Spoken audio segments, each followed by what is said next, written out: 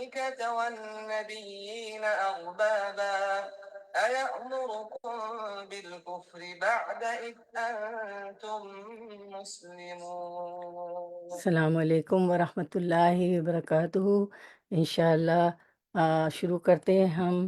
آج کا ہمارا ٹاپک ہے قرآن، نصیحت ہے، رہنمائی ہے، ہدایت ہے، دلوں میں جو روگ ہے، بیماریاں ہیں، اس کے لیے شفا ہے۔ تو ہم جانتے ہیں، سمجھتے ہیں، شروع کرتے ہیں۔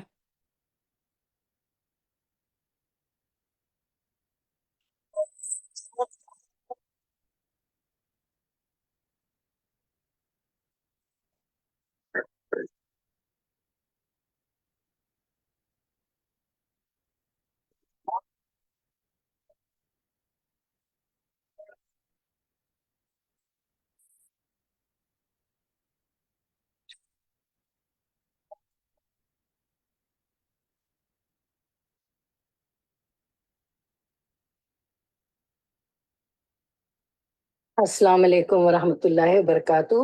تو انشاءاللہ ہم شروع کرتے ہیں۔ آج ہمارا ٹاپک ہے قرآن، نصیحت ہے، رحمت ہے، رہنمائی ہے، اور ہر بیماری سے شفا ہے۔ تو اور یہ آپ لوگوں نے آیت 57 58 میں تفسیر کر چکے تھے، لیکن آج ہمارا پورا ٹاپک اس پر ہے انشاءاللہ۔ تو ہم شروع کرتے ہیں انشاءاللہ۔ نحمدہ ونصلی علی رسولہ الکریم، اما بعد فاعوذ باللہ من الشیطان الرجیم، بسم اللہ الرحمن الرحیم، ربی اشرح لی صدری ویسر لی امری واحلل عقدۃ من لسانی یفقہوا قولی، آمین یا رب العالمین۔ تو پہلے ہم تلاوت سن لیتے ہیں انشاءاللہ، یہ آیت نمبر 57 کی، جو ہمارا آج کا ٹاپک ہے انشاءاللہ۔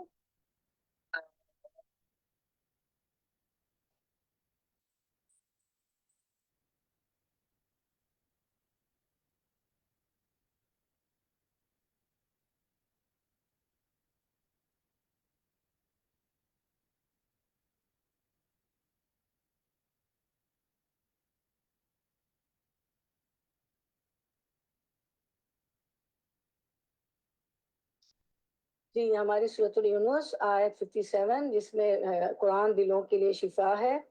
تو ہم دیکھتے ہیں کہ اس میں اللہ تعالیٰ نے چار صفات کو، یہ آیت کو دیکھیں، چار صفات بتائی ہیں کہ قرآن جو ہے موعظہ ہے، یعنی کہ موعظتن، یعنی کہ ہدایت، وہ نصیحت ہے، اور شفاء لما فی الصدور، اور جو ہے دلوں کے لیے شفا ہے، دلوں کی بیماریوں کے لیے ہدایت ہے، اور رحمت للعالمین، اور ہدایت رحمت للمومنین، اور ہدایت اور رحمت ہے مومنوں کے لیے۔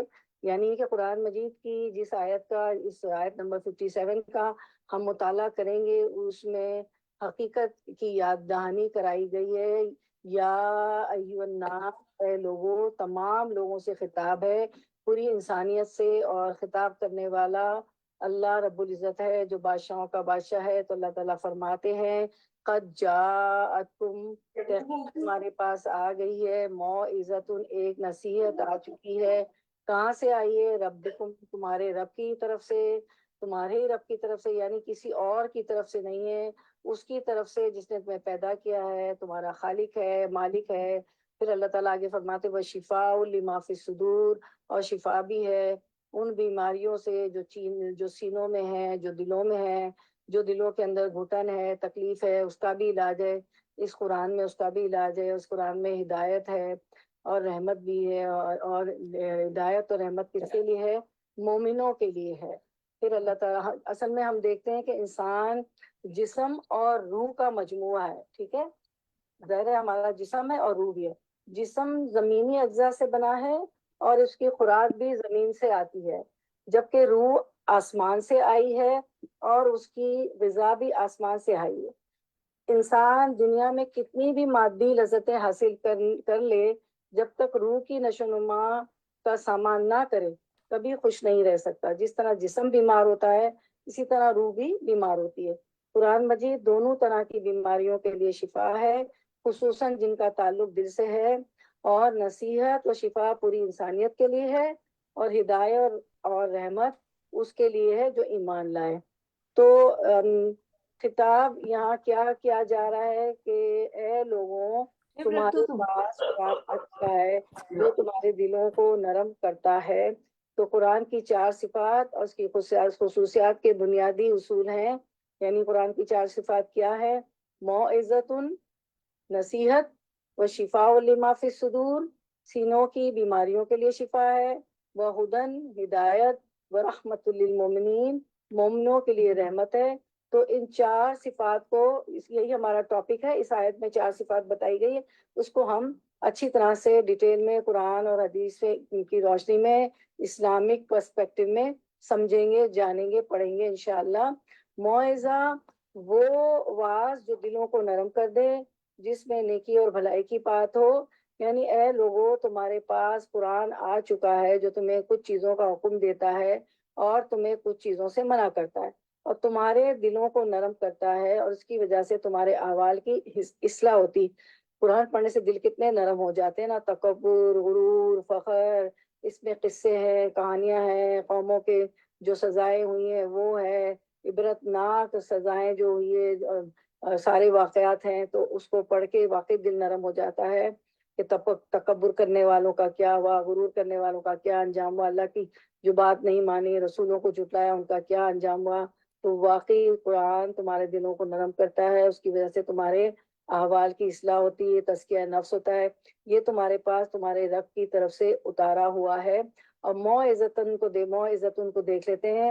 موعظتن ایسی نصیحت کو کہتے ہیں، جو پہلی صفت ہے قرآن کی، جو انسان کی توجہ دنیا کی مشغولیت سے ہٹا کر اللہ کی یاد اور آخرت کے دن کی طرف متوجہ کرے، اور اس سے دلوں میں رقت پیدا ہو۔ آپ نے آیت بھی پڑھی تھی نا، کہ جو مومن ہوتے ہیں ان کے سامنے جب اللہ کا ذکر کیا جاتا ہے تو ان کے دل نرم ہو جاتے ہیں، اور جب وجلت قلوبہم، اور پھر وَإِذَا تُلِيَتْ آیاتُهُ زادتہم ایمانا، اور جب قرآن کی تلاوت کی جاتی تو ان کے ایمان میں اضافہ ہوتا ہے، اللہ کے ذکر سے ان کے دل کانپ جاتے ہیں، کپ کپا اٹھتے ہیں، اور اس میں رقت پیدا ہوتی ہے، دنیا سے بے رغبتی اور آخرت سے لگاؤ پیدا ہوتا ہے۔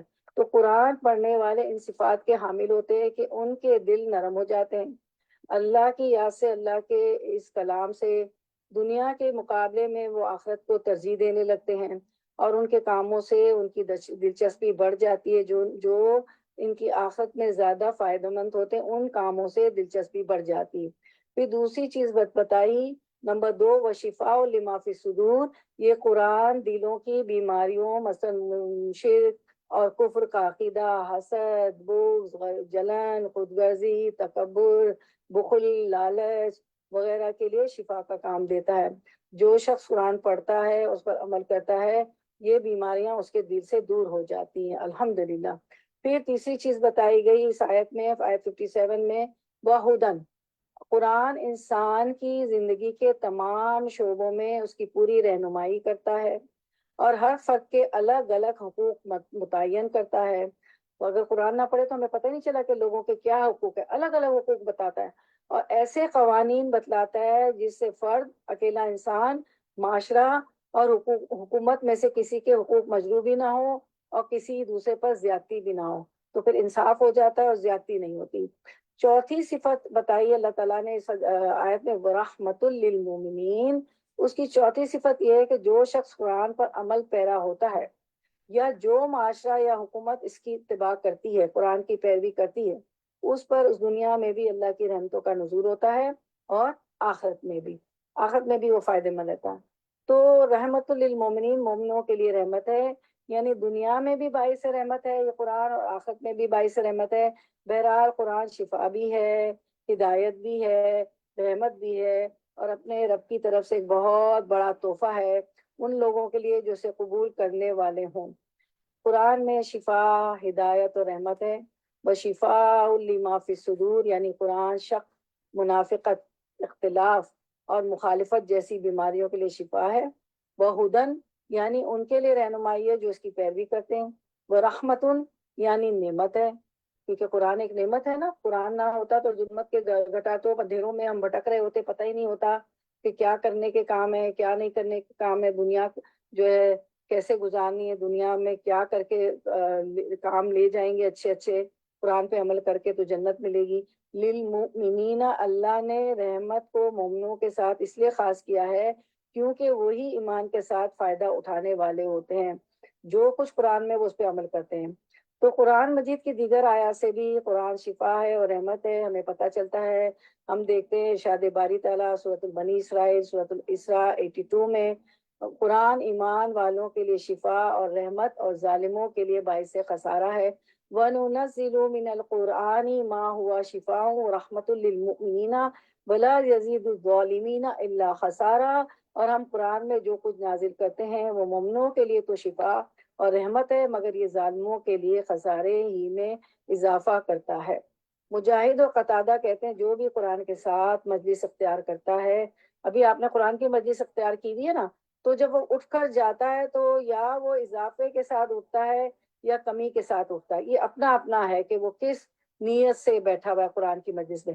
یہ اللہ کا وہ فیصلہ ہے جو اس نے فیصلہ کیا کہ ایمان والوں کے لیے سراسر شفا اور رحمت ہے، اور وہ ظالموں کو خسارے کے سوا کسی چیز میں زیادہ نہیں کرتا۔ تو اللہ تعالیٰ ہمیں ان میں سے بنائے جو اس سے ہم فائدہ لے کے اٹھیں اور ہمارے لیے شفا اور رحمت بن جائیں، ہمارا دل متوجہ ہو اس جو کچھ اب پڑھ رہے ہیں قرآن کی آیات اور حدیث کی طرف، تو پھر ہمارے لیے شفا اور رحمت ہو انشاءاللہ۔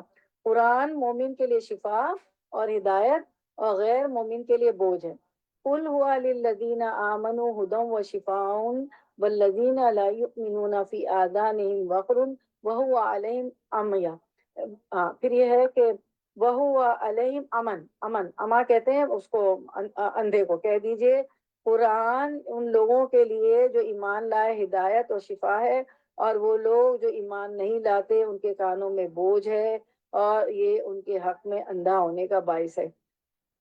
اس کے تو وہاں جو ہے پچھلی آیت میں خسارے کا ذکر ہے اور یہاں کانوں میں بوجھ، تو یہاں ڈرنے کی بات ہے کہ اس کتاب سے انسان ہدایت ہی پائے، کہیں ایسا نہ ہو کہ اس کا حق ادا نہ کیا جائے تو الٹا ہمارے خلاف حجت بنے کیونکہ یہ قرآن یا تو ہمارے حق میں گواہ بنے گا یا ہمارے خلاف حجت بنے گا تو اس کو بہت سمجھ کے تدبر کر کے پڑھنا ہے، پھر اس کو عمل کرنا ہے۔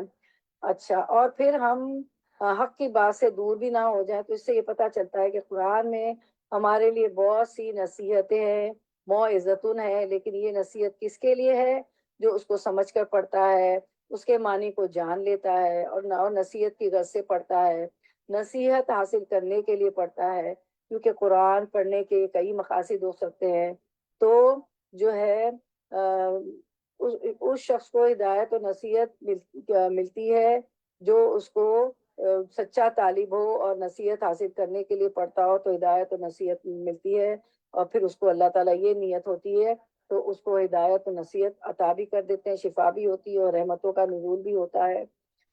اس کے بعد ہم دیکھتے ہیں یا ایھا الناس قد جاءتکم موعظۃ من ربکم، قرآن میں نصیحت ہے، یعنی قرآن میں ایسی چیز ہے کہ جو اس کو پڑھتا ہے اس کے معنی کو پہچان لیتا ہے، وہ اس کے ساتھ نصیحت حاصل کر لیتا ہے۔ آپ لوگ روز آتی ہیں مطالعہ آلٹرنیٹ ڈے پہ ہوتا ہے تو ماشاءاللہ کتنا فرق آتا ہے نا، ہم نصیحت حاصل کرتے ہیں، ہمارا تزکیہ نفس ہوتا ہے اور ہمیں پتہ چلتا ہے کیا کرنے کے کام ہے کیا نہیں کرنے کا کام ہے، تو ہم نصیحت لے کے اٹھتے ہیں اور پھر زندگی کو بھی اچھا بناتے ہیں اور پھر آخرت بھی سنورتی ہے جب قرآن و سنت پہ چلتے ہیں۔ تو واعظ سے مراد انجام کو یاد کروانا ہے، چاہے وہ رغبت دلانے کی صورت میں ہو یا ڈرانے کی صورت میں ہو، اور واعظ ڈاکٹر کی طرح ہوتا ہے، وہ مریض کو ایسی چیز سے منع کرتا ہے جو اس کے لیے نقصان دہ ہوتی ہے، دوائی کے ساتھ وہ پرہیزی بھی بتاتا ہے۔ تو قرآن کن کن چیزوں سے روکتا ہے؟ مثلاً فواحش اور بے حیائی سے روکتا ہے، ظلم اور زیادتی سے روکتا ہے۔ قرآن کا فواحش اور منکرات سے روکنا یعنی پھر قرآن کو ذکر بھی کہا گیا ہے۔ واعظ میں یا نصیحت میں ایک یاد دہانی ہوتی ہے، تو واعظ کا ایک اور لفظ ہے، وہ ذکر بھی ہے۔ کیا ہے وہ؟ اللہ تعالیٰ فرماتے اِنَّا نَحْنُ نَزَّلْنَا الذِّكْرَ وَإِنَّا لَهُ لَحَافِظُونَ، سورۃ الحجر آیت 9۔ بے شک ہم نے ہی یہ نصیحت نازل کی ہے اور بے شک ہم اس کی ضرور حفاظت کرنے والے ہیں۔ قرآن کو کوئی نہیں بدل سکتا، معنی اور اس میں تو وہ کر لیں، لیکن اس کے الفاظ تب بھی 1400 سال ہوئے نہیں بدلے، کیونکہ اللہ نے کہا کہ ہم نے اس کی حفاظت کا ذمہ لیا ہے اور ہم نے یہ ذکر نازل کیا، ہم اس کے حفاظت کرنے والے ہیں۔ جس میں جتنا ایمان ہوگا وہ اس سے اتنا ہی فائدہ اٹھائے گا، اور جو اپنی جان پر ظلم کرنے والا ہوگا اس کو نہ تو قرآن سے کوئی دلچسپی ہوگی، اور نہ وہ قرآن کی مجلس میں بیٹھے گا، اور نہ قرآن پڑھے گا، نہ سمجھے گا، تو اور بجائے فائدے کے اس کو نقصان ہی ہوگا، کیونکہ اس کے اندر وساوس ہیں، وسوسے ہیں، اور اس کتاب کے بارے میں شک ہے، تو وہ اس کو کوئی فائدہ نہیں ہوگا۔ قرآن اللہ تعالیٰ فرماتے ہیں کہ نصیحت کے لیے آسان ہے۔ سورۃ القمر آیت 17 میں ارشاد باری تعالیٰ ہے وَلَقَدْ يَسَّرْنَا الْقُرْآنَ لِلذِّكْرِ فَهَلْ مِن مُدَّكِرٍ، اور بے شک یقیناً بلا شبہ ہم نے قرآن کو نصیحت کے لیے آسان کر دیا ہے، تو کیا ہے کوئی نصیحت حاصل کرنے والا؟ یہ بہت آسان ہے قرآن جو ہے نا، ہمیں لگتا ہے مشکل ہے، لیکن تجوید پڑھنے جائیں تو وہ آسان ہو جاتی ہے۔ آپ لوگ لفظی ترجمہ کر رہی ہیں، ورڈ ٹو ورڈ ٹرانسلیشن کر رہی ہیں، تفسیر کر رہی ہے، تو کتنا آسان ہے نا۔ اب تو آپ لوگ اب تراویح بھی پڑھتی ہیں تو آپ کو سمجھ میں آ رہا ہے، کہیں بھی تراویح کے علاوہ بھی جماعت سے کہیں بھی نماز پڑھنے کا اتفاق ہوتا ہے تو آپ کو قرآن سمجھ میں آ رہا ہوتا ہے، اور زندگی میں بھی جو ہے بدلتی جا رہی زندگی بھی۔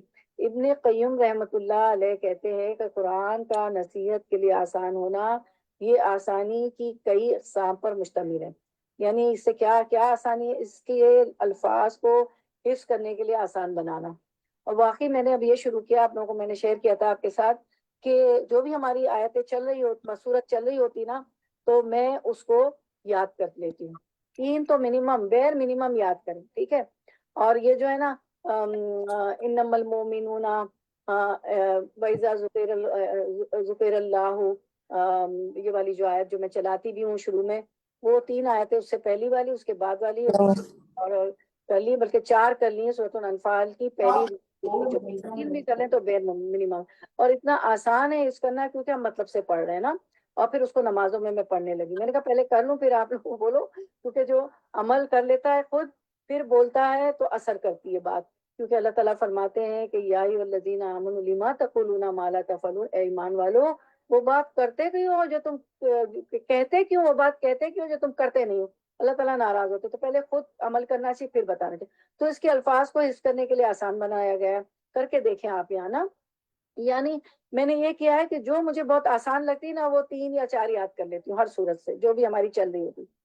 دوسرے نمبر 2، اس کے معنی کو فہم حاصل کرنے کے لیے آسان بنایا گیا ہے، اس کے معنی سمجھے بہت آپ کو فہم حاصل ہو جاتا ہے۔ تو تیسری بات یہ بتائے کہ اس کے عوامر اور منہیات، عوامر ہوتے امر کی جمع، حکم کی جمع، منہیات جس سے اللہ تعالیٰ نے روکا ہے، تو اس کے حکم اور اس سے جو منع کیا گیا، اس کے عوامر اور منہیات پر عمل کرنے کے لیے آسان بنایا گیا ہے قرآن کو۔ سبحان اللہ، اللہ اکبر۔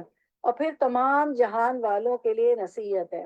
آیت نمبر 52 القلم میں فرمایا وما هو الا ذکر للعالمین، حالانکہ وہ تمام جہانوں کے لیے نصیحت کے علاوہ کچھ بھی نہیں ہے، تو یہ نصیحت بھی ہے، بہت آسان بنایا گیا ہے۔ تو آپ دیکھیں اسی لیے تو کتنے بعد لوگ جو دل سے اور جو قرآن کے سچے طالب ہوتے ہیں ایسی محفلوں میں آتے ہیں، یہ نہیں کہ بریانی دم پہ دے دی، یہ نہیں کہ چالن ابھی جو ہے تیل چھوڑ دے گا اور یہ بھی رکھ دیا چولہے پہ، نہیں، وہ جو ہے بہت اطمینان سے یہ 1 گھنٹہ لگاتے ہیں، اور پھر دیکھے کام میں کتنی برکت ہوتی ہے، اور جو ہے کیسی نصیحت حاصل ہوتی ہے، اور عمل کیسے بدلتے ہیں۔ کیونکہ یہ 1 گھنٹہ ہمیں تو لگ رہا ہے کہ گھنٹہ ہے، لیکن اس کو دلچسپی سے پڑھے، کاپی پینسل لے کے بیٹھے ہیں، یا کم از کم چلے کاپی پینسل نہیں ہے تو بہت غور سے سنیں، اور کہیں ادھر ادھر دل مشغول نہ ہو، القلب متوجہ الی اللہ ہو، ٹھیک ہے؟ تو اس کے بہت سے فائدے ہوتے ہیں، نصیحت بھی ملتی، رحمت بھی آتی ہے۔ تو عقل والوں کے لیے نصیحت ہے، جو یا سورۃ الصاد 29 میں فرمایا کتاب انزلناہ الیک مبارک لیدبروا آیاتہ ولیتذکر اولو الالباب، جو کتاب ہم نے آپ کی طرف نازل کی ہے محمد صلی اللہ علیہ وسلم بڑی برکت والی ہے، تاکہ لوگ اس کی آیات میں غور و فکر کریں، تدبر کریں، لیدبروا، ٹھیک ہے؟ اور اہل عقل اس سے سبق حاصل کر، اس سے عقل والے ہی سبق حاصل، عقل مند وہی ہے نا جو اپنی آخرت بنائے گا، جنت میں جانے کی کوشش کرے گا۔ یہاں پہ اس کی ساری صحیح کوشش کس کے لیے ہوتی ہے؟ اپنی روٹین لائف میں وہ کام کرتا ہے کہ جس سے وہ اللہ کو راضی کر دے، جنت میں جائے، تو وہی اولو الالباب ہے، وہی عقل والا ہے، تو عقل والے اس سے سبق حاصل کرتے ہیں۔ قرآن زندہ دل انسان کے لیے نصیحت ہے، ان ہوا الا ذکر و قرآن مبین لینذر من کان حیا، یعنی سورۃ یاسین 69-70 وہ تو سراسر نصیحت اور واضح قرآن کے سوا کچھ نہیں تاکہ اسے ڈرائے جو زندہ ہو۔ مردوں پہ تو کچھ اثر ہی نہیں ہوتا ہے نا، تو قرآن کو نہ نصیحت حاصل کرنے والا، نہ سمجھنے والا، تو وہ تو مردہ کی طرح ہے۔ ایک اور مثال بھی آتا ہے کہ وہ تو پھر مردے کی طرح ہے، جو اس پہ کچھ مردے پہ تو مردہ تو اس قابل ہی نہیں ہوتا، وہ تو زندہ ہی نہیں ہوتا کہ وہ کچھ سمجھے سنے کرے۔ تو لیون ذرا من کانا حی۔ پھر ابن قیوم رحمۃ اللہ علیہ فرماتے ہیں کہ لوگوں کی تین قسمیں ہیں، تو ان کے دل تین طرح کے۔ ایک وہ شخص جس کا دل مردہ ہو چکا ہے، یہ وہ شخص ہے کہ اس کا کوئی دل ہی نہیں، ٹھیک ہے، اس آدمی کے حق میں آیت نصیحت نہیں بنتی کہ دل ہی مردہ ہے، ٹھیک ہے۔ اچھا، پھر ہم دیکھتے ہیں دوسرا وہ شخص جس کا دل زندہ ہے، اہلیت رکھنے والا ہوتا ہے، لیکن وہ تلاوت والی آیات کو کان لگا کر نہیں سنتا، جن کے ذریعے اللہ ان نشانیوں کے بارے میں خبر دے رہا ہے جو دکھائی دینے والی ہے۔ یعنی دل اس کا زندہ ہے، اہلیت بھی رکھنے والا ہے، لیکن جب تلاوت کی جاتی ہے تو کان لگا کر نہیں سنتا۔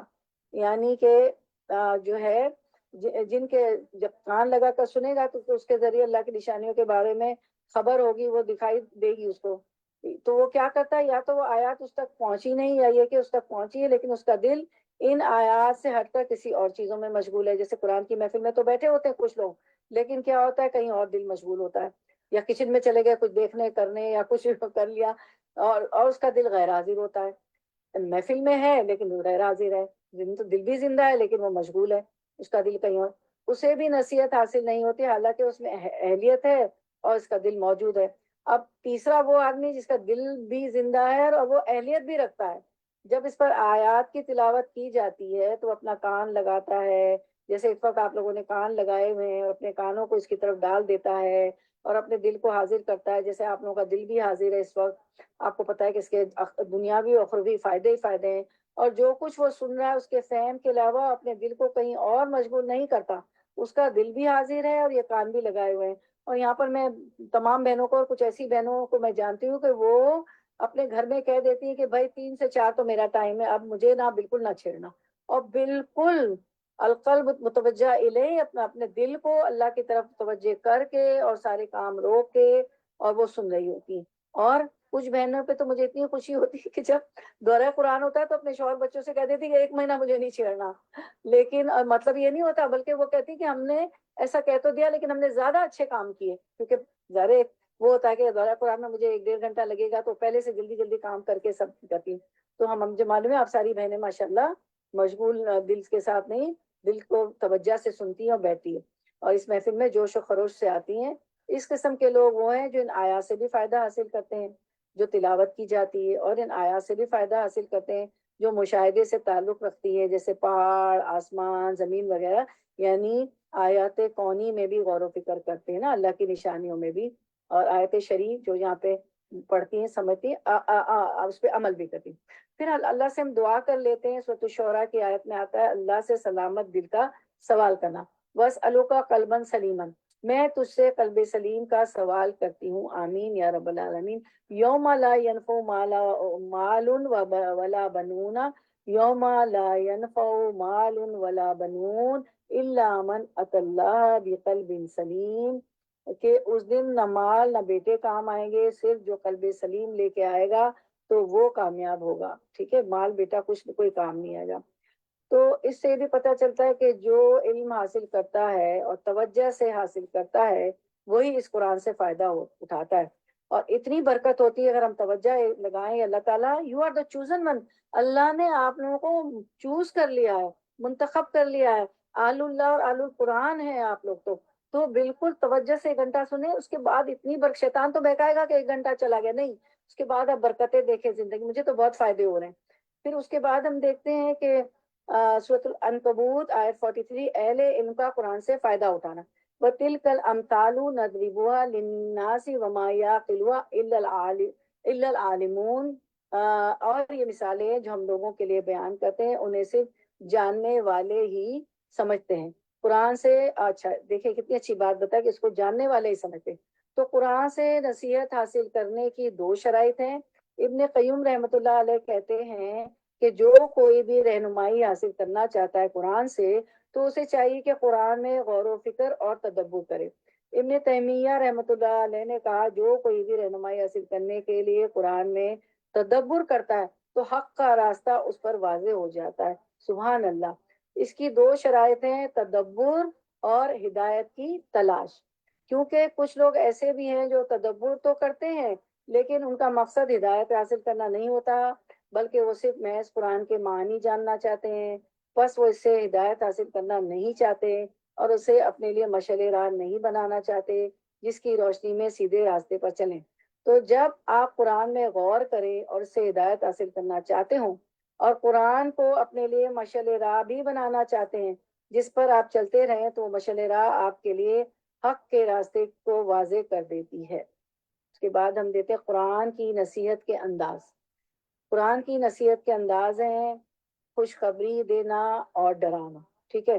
تو قرآن کی نصیحت کے انداز، نصیحت کے لیے خود قرآن خوشخبری بھی دیتا ہے، ڈراتا بھی ہے۔ آپ یہ غور کریں گے کہ قرآن پڑھتے وقت جہاں خوشخبری کی بات آتی ہے وہاں عذاب کی بھی بات آتی ہے، جہاں عذاب کی بات آتی ہے وہاں خوشخبری کی بھی بات آتی ہے۔ پھر قرآن کا اسلوب ہے یہ کہ ہمیں سوال بہت سے سوال جس کو اسلوب استفہام کہتے ہیں، انٹروگیٹو سینٹنس، ٹھیک ہے؟ کہ سوال کرنے سے لوگوں کے ذہن کو سوچنے کے لیے مجبور کیا گیا ہے کہ انسان غور و فکر کرے۔ مثلا قرآن مجید میں آتا ہے، کیا آتا ہے؟ افلا تعقلون، کیا تم سمجھتے نہیں؟ اللہ تعالیٰ فرماتے ہیں سورۃ البقرہ 44 میں۔ پھر اللہ تعالیٰ سورۃ الانعام 50 میں ارشاد باری تعالیٰ افلا تتفکرون، کیا تم غور نہیں کرتے؟ پھر افلا تذکرون سورۃ الانعام 80 اللہ تعالیٰ فرماتے تو کیا تم نصیحت حاصل نہیں کرتے؟ افلا تعقلون، افلا تتفکرون، افلا تذکرون، کیا تم سمجھتے نہیں؟ کیا تم غور نہیں کرتے؟ کیا تم نصیحت حاصل نہیں کرتے؟ یہ اللہ تعالیٰ یہ جو استفہام ہے نا، اسلوب استفہام اس کو کہتے ہیں، ٹھیک ہے؟ تو اسلوب استفہام کے ذریعے اللہ تعالیٰ سوالات کرتے ہیں اور اس سے بھی ہمیں بہت کچھ سمجھ میں آتا ہے۔ سوالات بھی ایک علم حاصل کرنے کا طریقہ ہے۔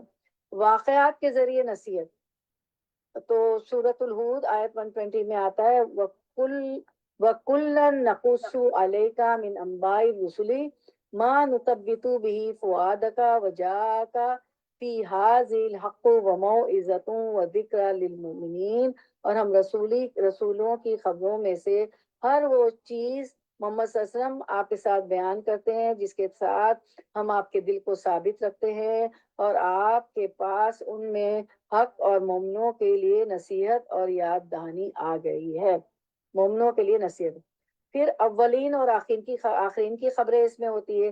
عبداللہ بن مسعود رضی اللہ عنہ روایت کرتے ہیں، وہ کہتے ہیں کہ جو شخص علم حاصل کرنا چاہتا ہے اسے چاہیے کہ قرآن میں غور و فکر کرے، اس لیے کہ اس میں پہلے اور پچھلے تمام علوم موجود ہیں۔ تورات، زبور، انجیل اس کے متعلق ہے، تمام پہلے اور پچھلے اور موجودہ علم سب کچھ موجود ہے۔ پھر ہم دیکھتے ہیں دوسری صفت کی طرف آتے ہیں قرآن کی، وشفاء لما فی الصدور، موعظۃ ہو گیا نا، قرآن میں شفا ہے، وشفاء لما فی الصدور۔ ابن قیم رحمۃ اللہ علیہ کہتے ہیں قرآن سینوں کی بیماریوں کے لیے شفا ہے، اور یہ ان وسوسوں، خیالات اور فاسد ارادوں کو ختم کر دینے والا ہے جو شیطان دل میں ڈالتا ہے نا؟ دل کی گھٹن، وسوسے، برے خیالات، فاسد ارادے جو شیطان انسان کے دل میں ڈال دیتا ہے وہ نکال دیتا ہے، انسان کو اندر سے صاف ستھرا کر دیتا ہے۔ کتنی دیکھیں فائدے ہیں قرآن کے سینے کو خاص کرنے کی وجہ۔ وشفاء لما فی الصدور میں خاص طور پر سینے کا ذکر کیا گیا ہے کیونکہ یہ دل اور دیگر اعضاء کا مقام ہے۔ سینے میں کیا ہے؟ دل ہے، ٹھیک ہے؟ اور دل کے وہاں موجود ہونے کی وجہ سے انسان کی سب سے عظیم جگہ ہے۔ سینہ انسان کی سب سے عظیم جگہ ہے کیونکہ وہاں پہ دل ہے۔ کیا ہوتا ہے؟ دل جو چاہتا ہے وہ کرتے ہیں نا، عقل تو بعد میں ہمیں بتاتی کہ یہ غلط ہے، یہ صحیح ہے۔ کسی کو اچھی چیز دیکھی، کچھ چاہے وہ غلط بھی ہو، حرام بھی ہو، کر لیتے ہیں، بس دل چاہ رہا ہے۔ تو دل جو ہے انسان کی سب سے عظیم جگہ ہے، اور جو ہے دل کو بھی بصیرت جو ہے قرآن دیتا ہے۔ قرآن پڑھنے والا اہل اللہ، اہل القرآن، جو قرآن پہ چلتے ہیں، غور و فکر کرتے ہیں اور قرآن کا اتباع کرتے ہیں، ان کو دل کو بھی بصیرت حاصل ہوتی ہے، آنکھوں کو بھی بصیرت، وہ بصیرت کی آنکھ سے دیکھتا ہے اس چیز کو، دل بصیرت کی آنکھ سے سوچتا ہے۔ دل کی لا علاج بیماریوں کی شفا، اور مقصد یہ ہے کہ دلوں کے لیے شفا ہے، اور یہ دلوں کی بیماری ہے جو کہ علاج اور بہت شدید تباکن ہوتی، یہ دلوں کی بیماریاں ہی ہیں جو کہ لا علاج اور بہت شدید تباکن ہوتی ہیں، اور اس کا علاج قرآن سے ہی کیا جاتا ہے۔ بل ران علی قلوبہم، ان کے دلوں میں ران کی بیماری ہے، قرآن نے اس کو ران کی بیماری کہا ہے، کیونکہ جب ہم ایک گناہ کرتے تو ایک کالا نقطہ ہو جاتا ہے، دوسرا کرتے تو دوسرا کالا نقطہ، گناہ کرتے کرتے انسان کو پتہ ہی نہیں چلتا ہے کہ یہ گناہ ہے، اور نقطہ نقطہ کرتے کرتے پورا دل سیاہ کالا ہو جاتا ہے، اور پھر صغیرہ گناہ کرتے کرتے انسان کبیرہ گناہ میں بھی پڑ جاتا ہے، کیونکہ وہ پھر فرق ہی نہیں رہتا نا گناہ میں کیا ہے گناہ۔ تو پھر یہ اس طرح کی دلوں کی بیماریوں کا جو ہے لا علاج ہے اور بہت شدید تباکن ہوتی، لیکن اس کا علاج کس سے کیا جاتا ہے؟ قرآن مجید سے کیا جاتا ہے۔ دل کی دو قسمیں ہوتی ہیں، اس کی وجہ یہ ہے کہ دل علوم اور نظریات اور اخلاق کا ستون ہے۔ کس کا ہے؟ علوم کا اور ہمارے نظریات کا اور اخلاق کا ستون ہوتے ہیں، اور ان کی دو اقسام ہوتی ہے۔ ایک وہ دل جو ایمان سے آباد ہوتے ہیں، علم اور ہدایت کے نور سے بھرے ہوتے ہیں، اور یہ دل زندہ دل ہوتے ہیں۔ تو وہ جو دل زندہ دل ہوتے ہیں ان میں ایمان ہوتا ہے، ہدایت ہوتی ہے، ہدایت کا نور ہوتا ہے، علم کا، قرآن کے علم کا نور ہوتا ہے۔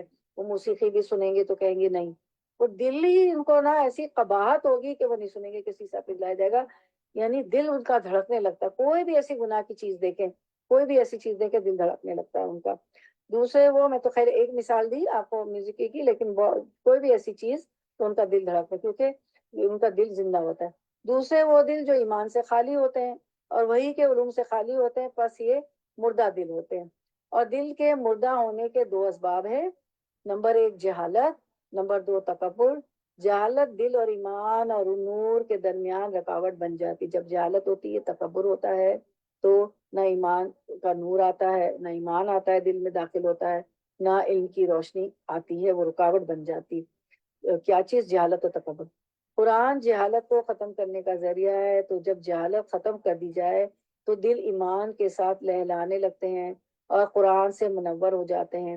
اور اکثر کافروں کے دل کی یہ صورتحال ہے کہ ان جہالت ان کے دل کی وجہ سے ان کے دل اور ایمان اور نور کے درمیان رکاوٹ بن چکی ہے۔ اللہ تعالیٰ نے اس کے بارے میں فرمایا، بل اکثرهم لا یعلمون الحق فهم موردون، سورۃ الانبیاء 24، بلکہ ان کے اکثر حق کو نہیں مانتے، سو وہ منہ پھیرنے والے ہیں۔ قرآن میں تین طرح سے شفا ہے، شفا کے تین معنی ہیں۔ پہلا، یہ گمراہی سے شفا ہے کیونکہ اس میں ہدایت ہے۔ دوسرا، یہ بیماری سے شفا ہے کیونکہ اس میں برکت ہے۔ تیسرا، یہ فرائض و احکام کو معلوم کرنے کے بارے میں شفا ہے کیونکہ اس میں ہر چیز کی وضاحت ہے۔ بعض دفعہ انسان کنفیوز ہوتا ہے نا کہ کیا صحیح ہے، کیا غلط ہے، کیا اللہ تعالیٰ کے احکام ہے، میں یہ کام کیا کام کروں، کیا کام نہ کروں۔ تو فرائض کا اس میں یہ فرائض و احکام کو معلوم کرنے کے بارے میں شفا ہے، اور اس میں ہر چیز کی وضاحت موجود ہے کہ کیا کرنے کے کام ہے، کیا کرنے کے کام نہیں ہے۔ اس کو کرائٹیریا کہا گیا، فرقان کہا گیا، حق اور باطل میں فرق کرنے والی چیز۔ قرآن کا دوسرا نام کیا ہے؟ فرقان، حق و باطل میں فرق کرنے والی چیز ہے۔ قرآن بتا دیتا ہے حق کیا ہے، باطل کیا ہے۔ پھر ہم دیکھتے ہیں کہ شک، تکبر، حسد، نفاق، بغض، ہم و غم جیسی بیماریوں کے لیے شفا ہے۔ انہ شفاء لما فی الصدور، یہ دلوں کے شک کی بیماری کے لیے، اور حق کے انکار اور حق سے تکبر کرنے اور مخلوق پر تکبر کرنے کی بیماری کے لیے شفا ہے، کیونکہ اس انہوں میں موجود ریاکاری، دکھاوا، شو آف، نفاق، منافقت، حسد، کینہ، بغض، اور مومنوں کے لیے عداوت کی بیماریوں کی شفا ہے۔ مومن پھر کسی سے عداوت، دشمنی بھی نہیں کرتا، اس کی دشمنی اللہ کے لیے ہوتی، جو اللہ کی بات نہیں مان کے چلتے۔ اور یہ سینے کی بیماریوں جیسا کہ پریشانی، غم اور بے قراری کے لیے بھی شفا ہے۔ ہم پڑھتے ہیں نا، ہم و غم کی دعائیں بھی ہمارے پاس ہے، وہ بھی پڑھتے ہیں تو شفا ہو جاتی ہے۔ ویسے شک، تکبر، حسد، نفاق، بغض، غم جیسی بیماری کے لیے شفا ہے۔ یہ چیزیں جو عام طور پر بے چین رکھتی ہے، جب انسان قرآن کے ساتھ غور و فکر کے ساتھ معاملہ کرتا ہے، اس کو سمجھتا ہے، تو یہ چیزیں بہت چھوٹی معلوم ہوتی ہے۔ یہ بہت پیٹی ایشوز لگتے ہیں، اور پیٹی لگتی ہے کہ میں اپنے دل میں کیا کسی کے بارے میں بات لے کر بیٹھی ہوئی ہوں، اس نے وہ کہا، اس نے یہ کہا، میں بھی اس کے ساتھ یہ کروں گی، وہ کروں گی، جوابی کارروائی کروں گی۔ پھر جب قرآن ہم پڑھ لیتے ہیں، قرآن کے علم سے ہمیں پتہ چلتا ہے کہ یہ تو بہت معمولی سی بات ہے، میں کیا لے کے بیٹھی ہوں، تو شیطان میرے دل پہ قابض ہو گیا اور مجھے ذکر سے اور سجدے کرنے سے روک رہا ہے نا۔ ظاہر ہے جب دل ان چیزوں میں مبتلا ہو جائے گا کہ لوگوں نے یہ کہہ دیا، یہ کر دیا، تو پھر ہم جب قرآن کی طرف آتے ہیں تو پھر ہوتا ہے، ہمیں لگتا ہے یہ تو کوئی مسئلہ ہی نہیں جس کو میں مسئلہ سمجھ بیٹھی ہوں۔ مسائل تو اس سے کئی زیادہ پڑے ہیں، مجھے تو طامۃ الکبریٰ جو کہ قیامت کا دن اور حشر کا دن کھڑا ہے، ایک بڑی خبر، اما یتساءلون عن النبأ العظیم، ایک بڑی خبر جو ہے قیامت کی، اس کی فکر کرنی ہے۔ یہ تو پیٹی ایشوز ہے دنیا کے۔ تو حقیقت یہ کہ قرآن انسان کو آخرت کی فکر لگا دیتا ہے، اور جب انسان کو آخرت کی فکر لگ جاتی تو دنیا کے مسائل اور ہم و غم بہت چھوٹے ہونے لگتے ہیں۔ حقیقت یہ ہے کہ قرآن اپنے الفاظ، اپنے معنی اور اپنے مفہوم کے اعتبار سے دلوں پر اثر رکھتا ہے۔ صرف اس کی خوبصورت انداز سے تلاوت ہی کی جائے تو وہ بھی ایک مرہم کا کام دیتی ہے۔ اس طرح قرآن کے ذریعے کسی کو نصیحت کی جائے تو وہ بھی دل پر اثر کرتی ہے۔ اور جو ہے قرآن جو ہے نور ہے، ہدایت ہے، نصیحت ہے، اور جو ہے قرآن سے بڑی کوئی نصیحت نہیں ہے، اور کوئی قوی نصیحت قرآن سے بڑھ کے نہیں ہے۔ دلوں کے لیے قرآن سے بڑھ کر زیادہ تاثیر والی شفا اور کوئی نہیں ہے۔ قرآن کے سوا کوئی واعظ قرآن کے واعظ سے زیادہ مؤثر، اثر کرنے والا نہیں ہے، اور کوئی نصیحت اس کی نصیحت سے زیادہ قوی نہیں ہے، مضبوط نہیں ہے۔ اور جو قرآن کے بغیر کسی اور سے اکتفا کرتا ہے وہ گمراہ ہو جاتا ہے، اور جو قرآن سے نصیحت حاصل نہ کرے تو اس کے لیے کوئی اور نصیحت کرنے والا نہیں ہو سکتا۔ قرآن روحانی بیماریوں کے ساتھ ساتھ جسمانی بیماریوں کے لیے بھی شفا کا باعث ہے۔ قرآن جسمانی بیماریوں کے لیے بھی ویسے شفا ہے جیسے کہ دل کی بیماریوں کے لیے شفا ہے۔ آپ کو معلوم ہے کہ صحابہ کرام اجمعین جو ہیں ایک سفر میں تھے، تو ان بستی والوں نے، کیونکہ وہاں اس زمانے میں موٹیز اور ہوٹیز وغیرہ ہوتے نہیں تھے، تو قریہ، بستی اور شہر اور گاؤں جہاں بھی جاتے تھے وہاں یہ لازم ہوتا تھا کہ جو بھی کسی دوسری بستی سے آیا ہے اس کو جو ہے رہائش اور کھانا وغیرہ دیا جاتا تھا۔ تو ہوا یہ کہ جو ہے کچھ صحابہ کرام پہنچے ایک بستی میں، تو ان لوگوں نے، بستی والوں نے کوئی ان کی مہمان نوازی، کھانا وغیرہ ان کو کمفرٹ نہیں دیا۔ تھوڑی دیر میں یہ ہوتا ہے کہ ان کے سردار کو، آپ کو سب یہ واقعہ سب کو معلوم ہے، ان کے سردار کو اسکارپین، سانپ، بچھو نے کاٹ لیا اور وہ کسی طرح ٹھیک ہونے کو نہیں آ رہا تھا۔ تو انہوں نے کیا کیا کہ انہوں نے کہا یہ کچھ لوگ آئے ہیں، چلیں ہم ان سے بات کرتے ہیں۔ تو صحابہ کرام کے پاس آئے تو ایک صحابی نے جو ہے فاتحہ ان پہ پڑھ کے دم کی اور وہ ان کو شفا ہو گئی۔ تو آپ کو پتہ ہے کہ قرآن میں شفا ہے، قرآن تو پورا ہی شفا ہے، بعض لوگ کچھ حصے لے لیتے ہیں لیکن پورا ہی شفا ہے انشاءاللہ۔ اور آپ کو پتہ ہے ابن عباس رضی اللہ عنہ نے فرمایا کہ جو قرآن سے وابستہ رہتا ہے، قرآن پڑھتا ہے، وہ کبھی اس کا دماغ بوڑھا نہیں ہوتا۔ وہ جیسے بڑھاپے میں ہو جاتا ہے نا، لوگ جو ہے بھولنے لگتے ہیں، اور اس بیماری کا بھی ایک نام ہے نا، تو ایسی چیزیں لاحق نہیں آتی، بہت ریپیٹیشن کرنے لگتے ہیں تو عقلی مطلب دماغی طور پر بہت اچھے رہتے ہیں، بوڑھے نہیں رہتے ہیں۔ اچھا، پھر ہم دیکھتے ہیں کہ قرآن میں ہر بیماری کا علاج موجود ہے۔ ابن قیم رحمۃ اللہ کہتے ہیں دلوں اور جسموں کی بیماریوں میں سے کوئی بیماری ایسی نہیں جس کا علاج اور اس کے سبب کی طرف رہنمائی کا ذریعہ قرآن میں موجود نہ ہو۔ اور ایک حدیث میں ملتا ہے کہ قرآن میں ہر بیماری کا علاج ہے، قرآن کے ہر حرف میں شفا ہے۔ وَنُنَزِّلُ مِنَ الْقُرْآنِ مَا هُوَ شِفَاءٌ، اور ہم قرآن میں ہم جو کچھ بھی نازل کرتے ہیں وہ مومنوں کے لیے تو شفا ہے۔ اس کا معنی ہے کہ ہم نے قرآن کو بطور شفا نازل کیا ہے کیونکہ اس میں موجود ہر حرف شفا دیتا ہے۔ دیکھیں ہر حرف الفابیٹ، اور قرآن سے شفا حاصل کرنا صرف اس کے بعض حصے کے ساتھ مخصوص نہیں ہے۔ کسی بھی قسم کی بیماری رب کے کلام کا مقابلہ نہیں کر سکتی۔ اور ہوتا یہ کہ کسی پہ اگر جن آ گیا ہو نا، کسی پہ اثرات ہو گئے ہوں، تو آپ دیکھیں وہ ایسے بڑی بڑی چیزیں اٹھا کے پھینک دیتا ہے۔ وہ جس پہ ہم وہ انسان دیکھ رہے ہیں، وہ انسان تو ایسا کر ہی نہیں سکتا نا کہ ابھی چیزیں اٹھا کے پھینک دے، تو اس پہ قرآن پڑھتے جائیں اور اس کی طبیعت اتنی خراب ہونے لگتی ہے، اتنی خراب ہونے لگتی ہے، ہم سمجھتے ہیں کہ یہ پتہ نہیں اس کے ساتھ کیا ہو جائے گا۔ اصل میں وہ جو اثر جو ہوتا ہے نا، جن وغیرہ جو بھی ہوتا ہے اس کو اثر ہو رہا ہوتا ہے۔ تو وہ علماء یہ کہتے ہیں کہ آپ نہیں ڈریں، آپ وہ قرآن پڑھتے رہیں، اس کو سناتے رہیں، سناتے رہیں، اور وہ جو ہے شفا ہو جاتی، وہ نکل جاتا۔ تو کسی بھی قسم کی بیماری رب کے کلام کا مقابلہ نہیں کر سکتی. یہ وہ کلام ہے کہ اگر پہاڑوں پر نازل ہو جاتا تو اس کے ٹکڑے ٹکڑے ہو جاتے، اور اگر زمین پر نازل ہو جاتا تو وہ اس کو بھی ریزہ ریزہ کر دیتا. لو انزلنا هذا القرآن على جبل لرأيته خاشعا متصدعا من خشیت اللہ. تو مکمل یقین سے ہی قرآن سے شفا حاصل ہوتی ہے. ہر ایک اس سے شفا حاصل کرنے کی اہلیت نہیں رکھتا، اور نہ ہی ہر ایک کو اس سے شفا حاصل کرنے کی توفیق دی جاتی ہے. بس جو کوئی سچائی، ایمان اور مکمل قبولیت، مضبوط عقیدے اور تمام شرائط کو پورا کرتے ہوئے اپنی بیماری کے اچھے طریقے سے اس کے ذریعے علاج کرتا ہے تو کوئی بھی بیماری اس کا مقابلہ نہیں کر سکتی. قرآن کے علاوہ بس تلاوت سنا دے تو بھی شفا ہوتی چلی، جیسے ابھی میں نے بتایا جنات کا اثر ہو جاتا ہے. قرآن کے علاوہ کوئی بھی جسمانی بیماری کے لیے بھی قرآن کے علاوہ کسی دوسرے کلام میں شفا نہیں. ایک ہاسپٹل ہے، آپ لوگوں کو پتہ ہوگا، پاکستان میں کئی، وہاں سورۃ الرحمان چلاتے ہیں تو شفا ہو جاتی ہے. لوگوں کو اتنا فائدہ ہو رہا ہے. یعنی قرآن چلا دیا کریں تو شفا ہو جاتی ہے. یعنی روحانی کے علاوہ جسمانی بیماری میں قرآن کے علاوہ کسی دوسرے کلام میں شفا نہیں. ابو نصر رملی رحمۃ اللہ کہتے ہیں کہ ہم مکہ میں فضیل بن عیاض رحمۃ اللہ کے پاس آئے. ہم نے انہیں درخواست کی کہ ہمیں علم لکھوائے. تو انہوں نے کہا تم نے اللہ کی کتاب کو ضائع کر دیا اور تم فضیل اور سفیان بن عیینہ کو کے کلام کو طلب کرتے ہو. بس اگر تم خود کو اللہ تعالیٰ کی کتاب کے لیے فارغ کر لیتے تو جو کچھ تمہیں چاہتے ہو تم اس قرآن میں اس کی شفا پا لیتے. سبحان اللہ. جو قرآن سے شفا حاصل نہیں کرتا وہ ہمیشہ بیمار رہتا ہے. ابن الجوزی کہتے ہیں جو اللہ کی کتاب سے شفا طلب نہیں کرتا وہ ہمیشہ بیمار ہی رہتا ہے. خوب اس کی تلاوت سنا کر. قرآن سے شفا حاصل نہ کرنا قرآن کو چھوڑ دینے ہی میں سے ہے. قرآن بہترین رقیہ ہے. قرآن کے ساتھ دم کرنے میں نظر بد اور جادو اور جنوں کے چمٹنے اور اس کے علاوہ باقی تمام جسمانی بیماریوں کی بہت بڑی شفا ہے.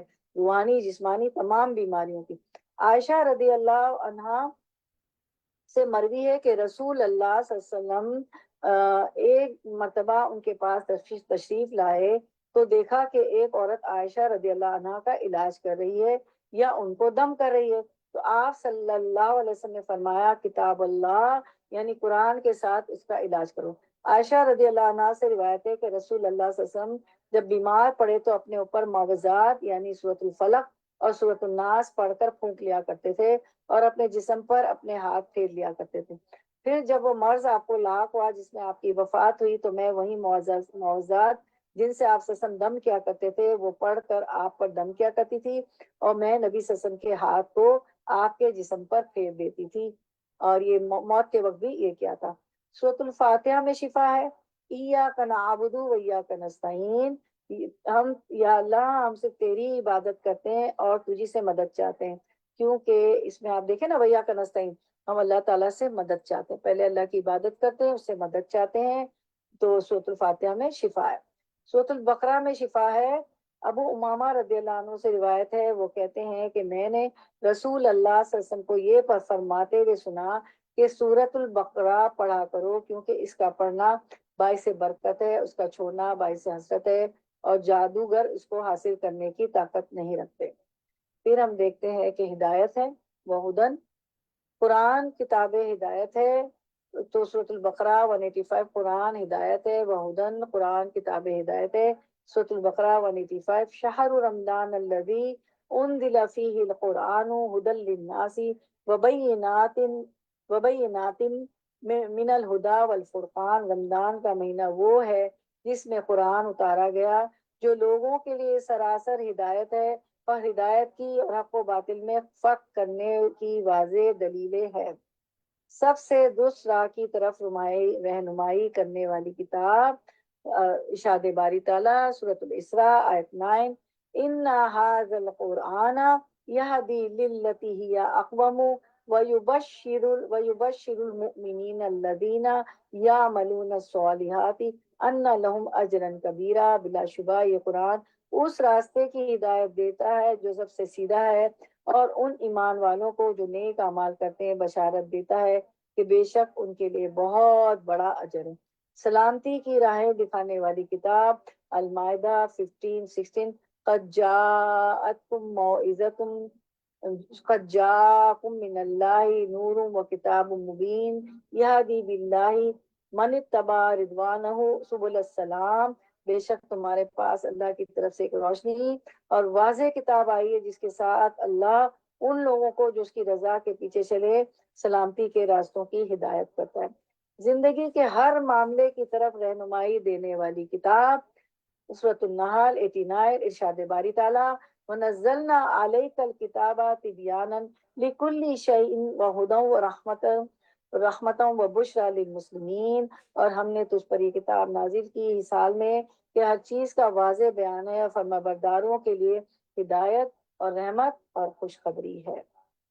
قرآن میں ہدایت اور نور، زید رضی اللہ عنہ سے مروی ہے کہ رسول اللہ صلی اللہ علیہ وسلم نے فرمایا، آگاہ رہو اے لوگوں، میں ایک انسان ہوں، قریب ہے کہ میرے رب کا بھیجا ہوا میرے پاس آئے تو میں اسے قبول کر لوں، یعنی مجھے فوت کرنے آئے تو میں اس کو قبول کروں، اور میں تم میں دو بھاری چیزیں چھوڑے جا رہا ہوں، ان میں سے پہلی اللہ کی کتاب ہے جس میں ہدایت اور نور ہے، تو تم اللہ کی کتاب کو پکڑے رکھو اور اس کے ساتھ مضبوطی سے جڑے رہو۔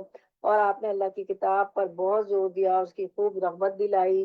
پھر آپ نے فرمایا دوسری چیز میرے اہل بیت ہیں، میرے اہل بیت ہیں، دوسری چیز میرے اہل بیت کے بارے میں اللہ کی یاد دلاتا ہوں، میں تم لوگوں کو اپنے اہل بیت کے بارے میں اللہ کی یاد دلاتا ہوں، میں تم لوگوں کو اہل بیت کے بارے میں اللہ کی یاد دلاتا ہوں۔ 3 بار آپ نے اپنے اہل بیت کے بارے میں فرمایا۔ قرآن کی تعلیم بدولت قرآن کی تعلیم کی بدولت روشنی اور فرقان کا ملنا۔ اللہ تعالیٰ سورۃ الطلاق میں فرماتا ہے، ایک ایسا رسول جو تمہیں اللہ کی واضح آیات پڑھ کر سناتا ہے تاکہ ایمان لانے والوں اور نیک عمل کرنے والوں کو تاریکیوں سے نکال کر روشنی کی طرف لے آئے۔ واقعی قرآن جو ہے ظلمت کے اندھیرے چھٹا دیتا ہے۔ لڑکیوں کو اور اپنی بیٹیوں کو زندہ درگور کرتے تھے، اور جو ہے لوٹ خسوٹ ڈاکہ زنی، اور جو ہے عورتوں کی پتہ نہیں کتنے کتنے شادیاں ہو جاتی تھی، اور ننگے طواف کرنا، کتنے ظلمت کے اندھیرے تھے۔ تو قرآن دیکھیں ان کو نور کی طرف لے آیا قرآن کی وجہ سے، اس وحی کی وجہ سے، اور وہ اقوام عالم کے امام بن گئے۔ کتنی فتوحات ہوئی نا۔ پھر ہم دیکھتے ہیں کہ اللہ تعالیٰ فرماتے ہیں آیت سورۃ النساء آیت 174، سورۃ النساء 174، یا ایھا الناس قد جاءکم برہان من ربکم وانزلنا الیکم نورا مبینا، اے لوگو بلا شبہ تمہارے پاس تمہارے رب کی طرف سے ایک واضح دلیل آئی ہے، اور ہم نے تمہاری طرف ایک واضح نور نازل کیا۔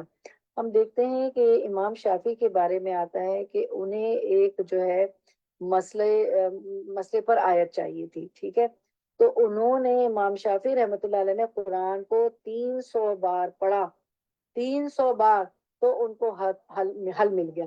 تو اس کے لیے وقت نکالے دیکھے، اور پھر صحابہ کرام تو کتنا پڑھتے تھے، آپ صلی صحابہ کرام تو لمبی لمبی قرأت کرتے، سورۃ البقرہ، سورۃ آل عمران، اور کتنی بڑی بڑی صورتیں وہ پڑھ لیتے تھے قیام میں اس کے۔ تو آپ دیکھیں امام شافعی رحمۃ اللہ علیہ کو 300 بار پڑھنے کے بعد اس آیت میں مسئلہ مل گیا۔ قرآن کی بدولت حکمت و دانائی ملنا۔ کعب رضی اللہ عنہ بیان کرتے ہیں کہ قرآن کو لازم پکڑ لو کیونکہ وہ عقل کی تیزی، حکمت کی روشنی اور علم کا سرچشمہ ہے، اور رحمان کی طرف سے نازل ہونے والی کتابوں میں سب سے نئی کتاب ہے۔ اللہ نے تورات میں یہ بات فرمائی، اے محمد صلی اللہ علیہ وسلم میں تم پر جدید تورات نازل کروں گا۔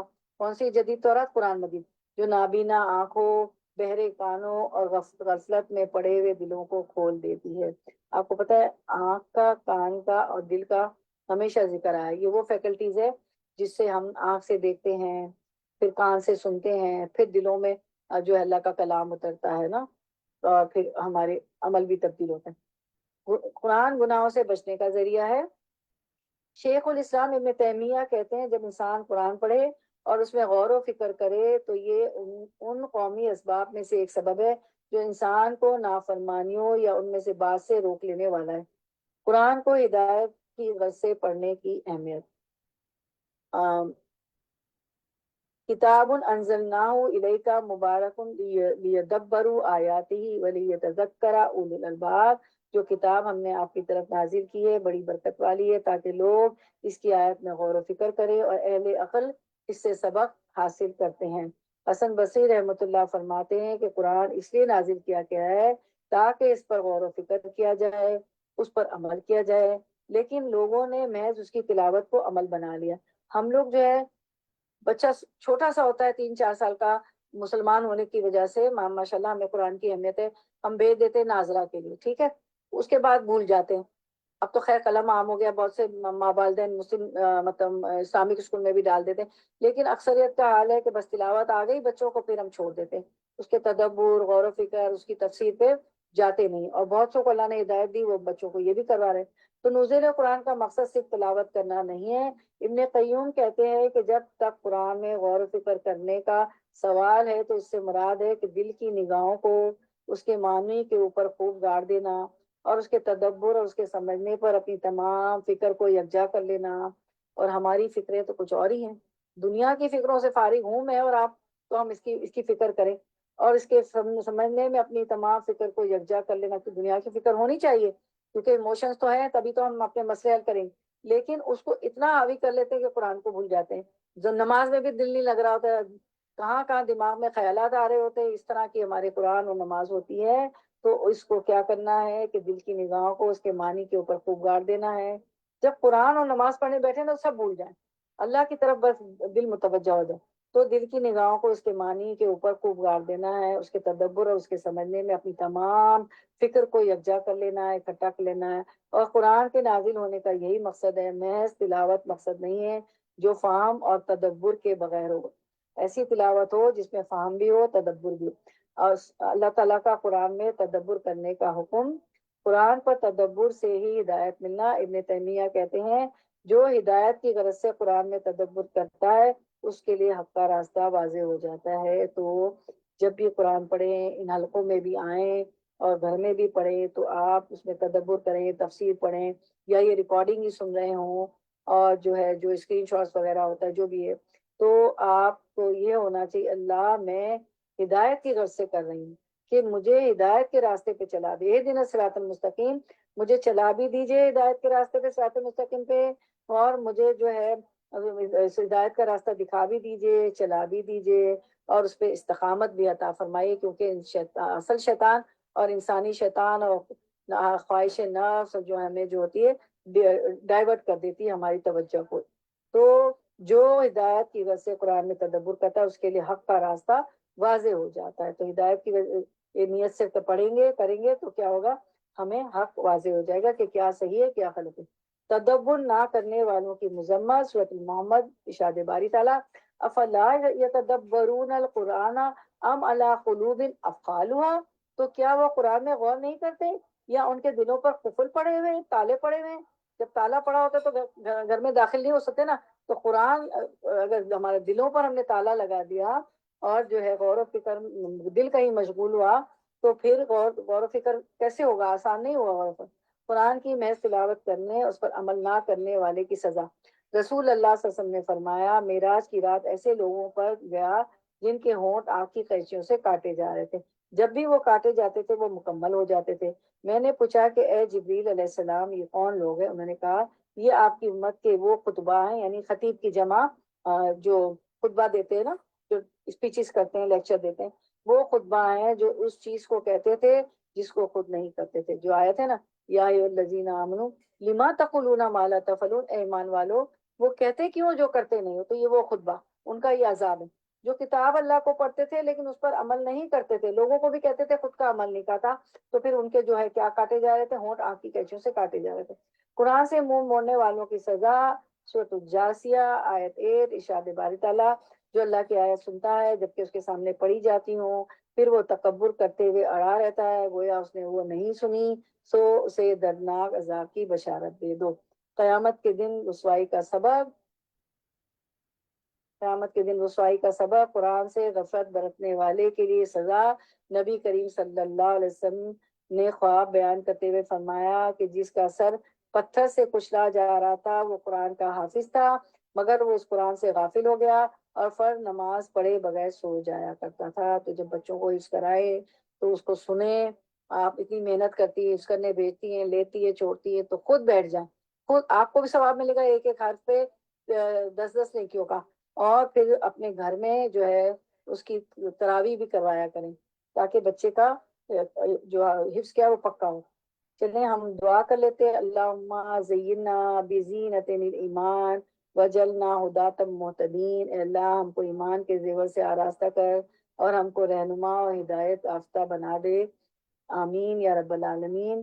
پھر دوسری دعا ہے جو آپ وطر میں بھی پڑھتے ہیں، اور یہ جو دعا ہے نا یہ مکہ شریف میں، مدینہ شریف میں، حرمین شریف میں جو ہے رمضان میں جب دعا کرتے ہیں نا تراویح میں اور وطر میں تراویح کے بعد، تو یہ بہت پڑھتے ہیں یہ دعا۔ سیدنا حسن علی رضی اللہ عنہ روایت کرتے ہیں کہ مجھے رسول اکرم صلی اللہ علیہ وسلم نے کچھ کلمات سکھائے، میں ان کو وطر میں پڑھتا ہوں، اور یہ ویسے وطر میں بھی پڑھیں۔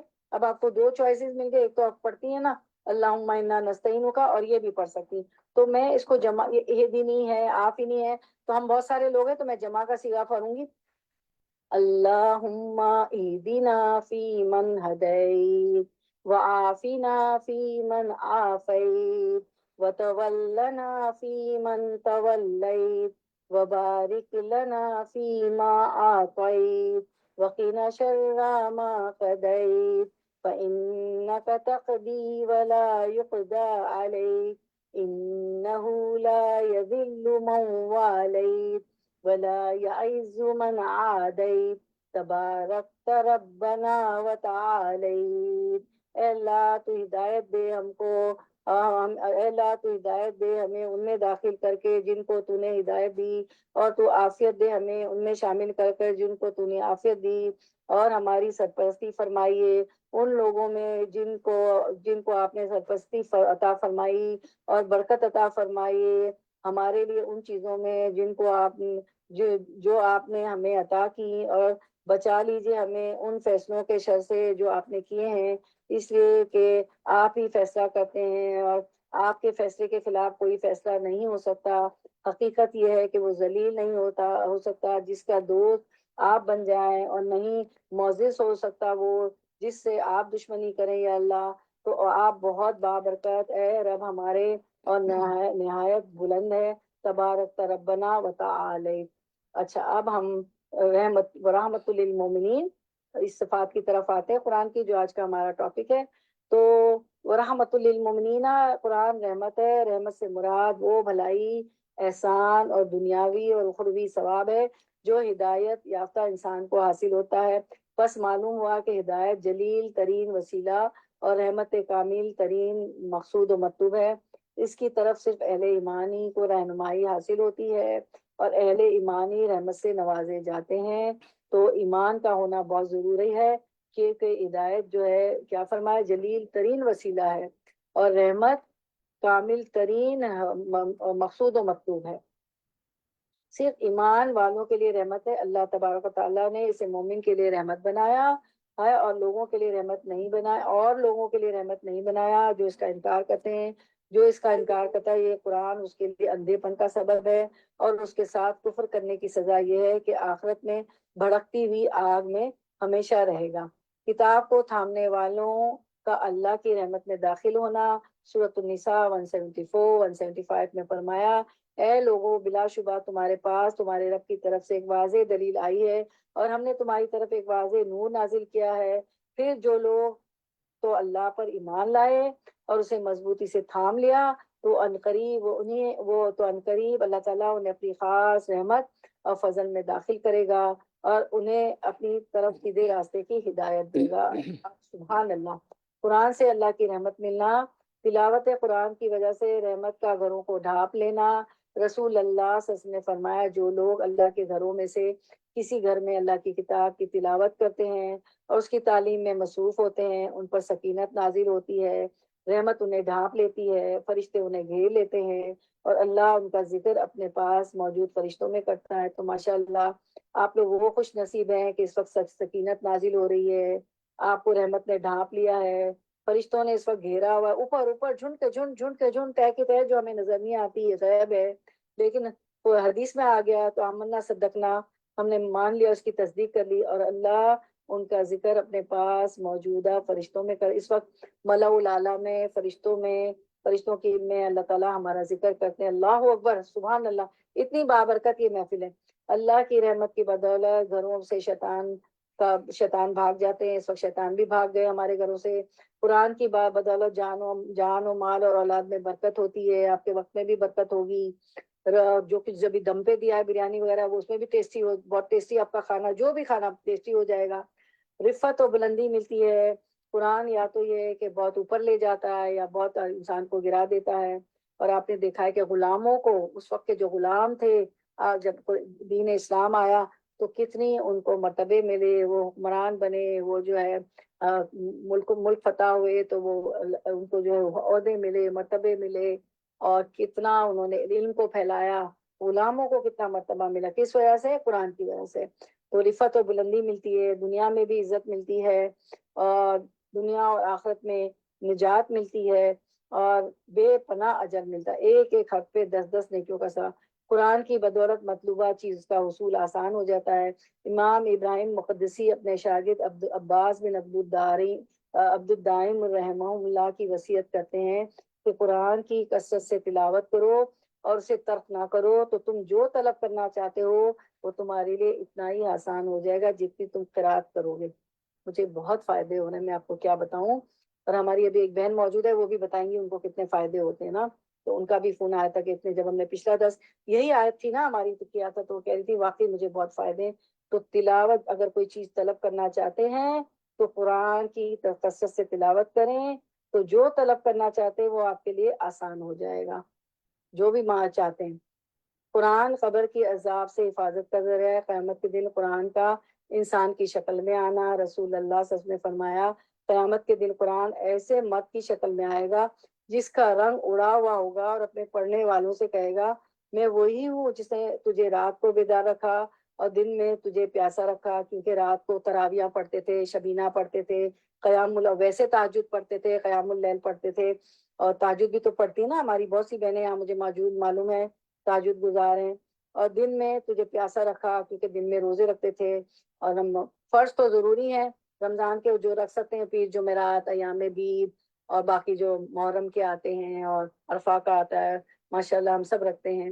لیکن اگر کوئی بیماری ہے تو وہ آپ کے عذر میں آتا ہے, اپنی صحت کو ضرور دیکھیے گا. کچھ ایسی بیماریاں ہوتی کہ بالکل منع کر دیتے ڈاکٹرز, تو اللہ کو پتہ ہے آپ کی نیت, تو اپنی جان کو بھی دیکھنا ہے. یہ نہ ہو کہ وہ کرنے جائیں فرض سے بھی جائیں. فرض پہلے ضروری ہے, فرض روزے فرض.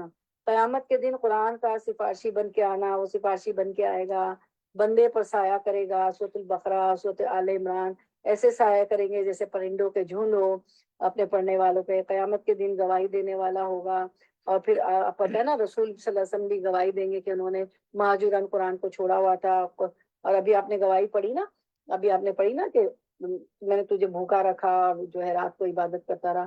تو قیامت کے دن گواہی دینے والا بنے گا. قاری قرآن کے لیے عزت کا تاج اور اللہ کی رضامندی ہوگی. والدین کے سر پر نور کا تاج پہنانے کا باعث ہوگا. تو جو ایسی مائیں اس وقت موجود ہیں جنہوں نے حفظ کرایا ہے, یا ایسی مائیں جو تعلیم القرآن اور سکھا رہی ہیں, ایسے حلقوں میں بھیج رہی ہیں, تو انگلش کے درس میں بھی بھیجیں بچوں کو, تو ان کے سر پر نور کا تاج ہوگا. قرآن پڑھنے والوں کا جنت میں مقام ہوگا. اللہ تعالیٰ فرمائے کہ پڑھتا جا اور جہاں رکیں گے وہی ہمارا مقام ہوگا. تو اللہ سے ہدایت اور رحمت مانگ لیتے ہیں. ربنا لا تزغ قلوبنا بعد إذ هديتنا وهب لنا من لدنك رحمة إنك أنت الوهاب. اے ہمارے رب, جب تو نے ہمیں ہدایت دے ہی دی ہے, ہم اس حلقے میں آ گئے ہیں اور آتے ہیں, ہر آلٹرنیٹ ڈے سے تو ہمارے دلوں کو ٹیڑھا نہ کرنا. اور ہمیں یہاں پہ تدبر کرتے ہیں, روٹ وٹ کرتے ہیں, یا الہی لفظی ترجمہ کرتے ہیں, تفسیر کرتے ہیں, دعائیں سیکھتے ہیں, گرامر سیکھتے ہیں, تو ہمارے دلوں کو ٹیڑھا نہ کرنا جبکہ تو نے ہمیں ہدایت دے دی ہے. اور ہمیں اپنی طرف سے رحمت عطا کر, بے شک تو بہت زیادہ عطا کرنے والا ہے. دل جسم کا اہم ترین حصہ ہے. ایمان کی درستگی دل کی درستگی پر منحصر ہے. اللہ ایمان میں اضافہ کر دے. زادتہم ایمانا, تقویٰ کا مقام بھی دل ہے, سوچنے اور سمجھنے کی جگہ بھی دل ہے. تو قلب سلیم کی ہم نے دعا مانگی تھی نا, دل کی صفائی کے لیے کثرت سے استغفار کرنا چاہیے. فَقُلْتُ اسْتَغْفِرُوا رَبَّكُمْ إِنَّهُ كَانَ غَفَّارًا يُرْسِلِ السَّمَاءَ عَلَيْكُمْ مِدْرَارًا وَيُمْدِدْكُمْ بِأَمْوَالٍ وَبَنِينَ وَيَجْعَلْ لَكُمْ جَنَّاتٍ وَيَجْعَلْ لَكُمْ أَنْهَارًا. نوح علیہ السلام کی زبانی اللہ تعالیٰ نے کہلوایا کہ تم توبہ کر لو، اللہ تعالیٰ توبہ قبول کرنے والا ہے، تمہارے لیے آسمان کو خوب برساتا ہوا بھیجے گا، تمہاری مال اور بیٹوں سے مدد کرے گا، تمہارے لیے نہریں ہوں گی، تمہارے لیے جنات ہوں گی، باغات ہوں گے، اور وہاں بھی جنتی ہوں گی، جنت ہوں گی۔ اور پھر دعا، اللہ سے دعا مانگنا کہ قرآن کو میرے سینے کی بہار اور غموں کو دور کرنے کا ذریعہ بنا دے۔ تو دعا مانگتے اللہم اجعل قرآن العظیم ربیع قلوبنا۔ یہ ہم نانوں کا صیغہ ہے، ہم چونکہ زیادہ لوگ ہیں تو یہ جو پلورل ہے، ٹھیک ہے، اللہم اجعل القرآن العظیم ربیع قلوبنا ونور صدورنا وجلاء احزاننا وذہاب ہمومنا وغمومنا۔ اے اللہ، قرآن عظیم کو ہمارے دلوں کی بہار، ہمارے سینوں کا نور، ہمارے دکھوں کو دور کرنے والا اور ہماری پریشانیوں اور غموں کو دور کرنے والا بنا۔ امین یا رب العالمین۔ یا اللہ، میری بہنوں نے ہاتھ اٹھائے ہوئے، اللہ تیری محبت میں جمع ہوتی ہیں، الہی ان کی تمام جائز نیک تمنا اور آرزویں پوری کر دے، جو دعائیں مانگ رہے اللہ پوری کر۔ یا اللہ، یہ قبولیت کی محفل ہے، فرشتوں میں ہمارا ذکر ہو رہا ہے اللہ۔